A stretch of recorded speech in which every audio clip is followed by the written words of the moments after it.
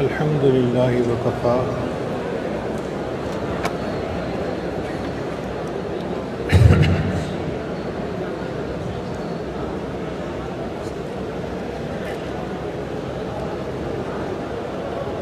الحمد للہ وکفا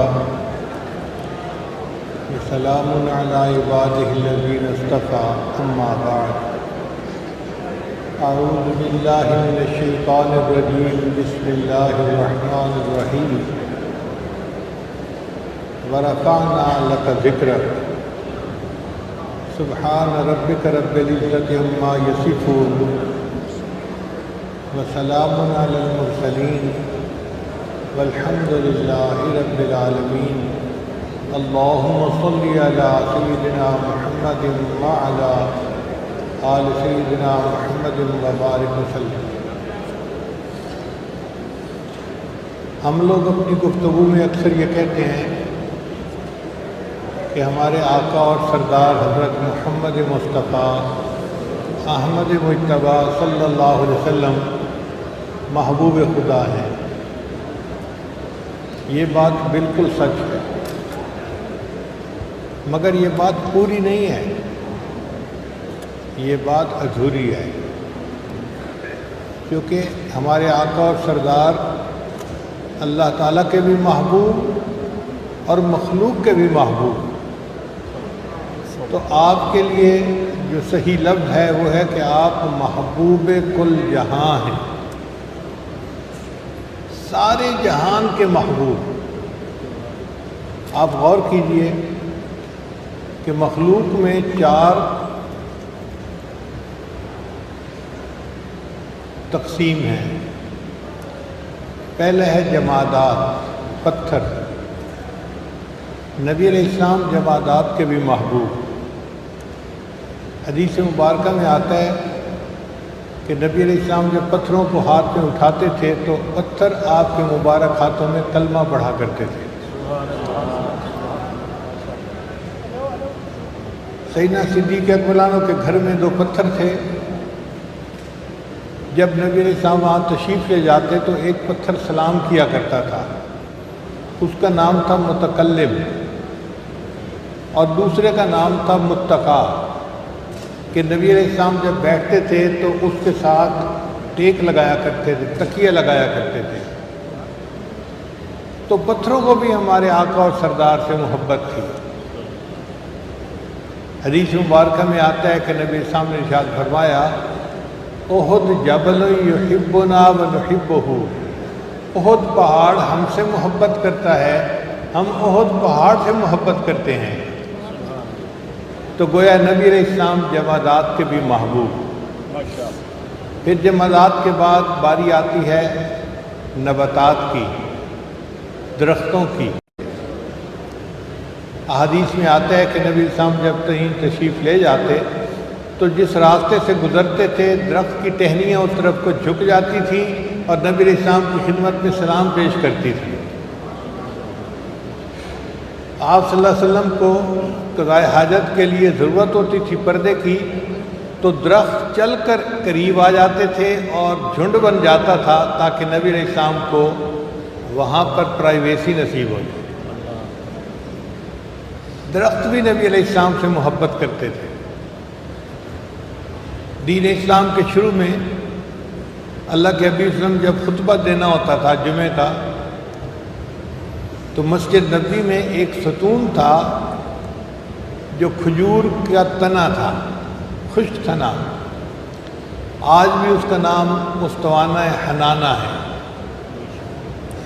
تو نبی علیہ السلام اس ستون کے ساتھ کھڑے ہو کر خطبہ دیا کرتے تھے۔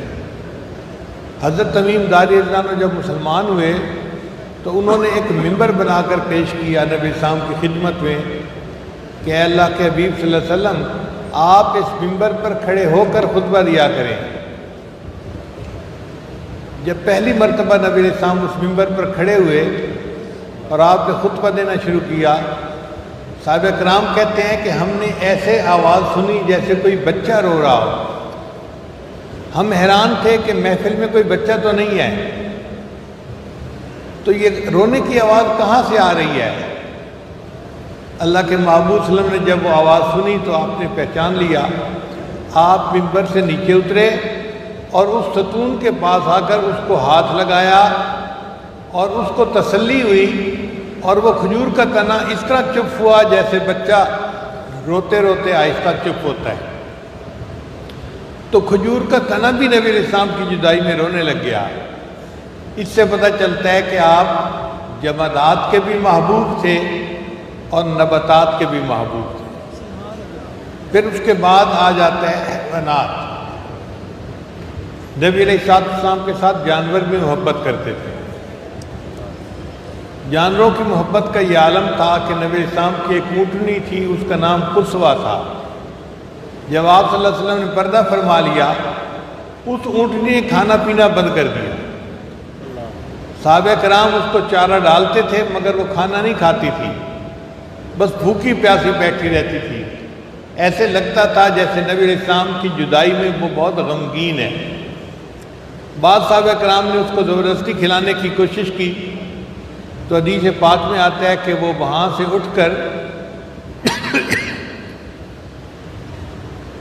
جنت بقیع میں آ گئی، جس کو بقیع الغرقد کہتے ہیں۔ وہاں کانٹے دار درخت تھے، اکیلی تنہائی میں بیٹھی رہتی تھی، اور تھوڑے دنوں کے بعد وہ اونٹنی فوت ہو گئی۔ یعنی جانور بھی نبی علیہ السلام سے محبت کرتے تھے۔ جب حجۃ الوداع کے موقع پہ نبی علیہ السلام نے جانور قربان کرنے تھے تو 100 جانور لائے گئے، مگر 9 کے گروپ میں لائے جاتے تھے۔ حدیث پاک میں آتا ہے کہ جب صحابہ 9 اونٹوں کو لے کے آتے قربانی کے لیے اور اونٹ نبی علیہ السلام کو دیکھتے تو اپنی گردنیں لمبی کر دیتے تھے۔ ہر اونٹ یہ چاہتا تھا کہ میرے آقا قربانی کے لیے پہلے مجھے قبول فرمائے۔ جمادات کے بھی محبوب، نباتات کے بھی محبوب اور حیوانات کے بھی محبوب۔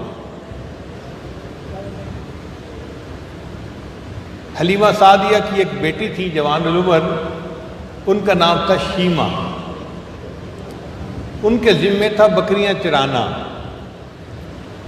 وہ اپنے گھر کی بکریاں چرانے جاتی تھی۔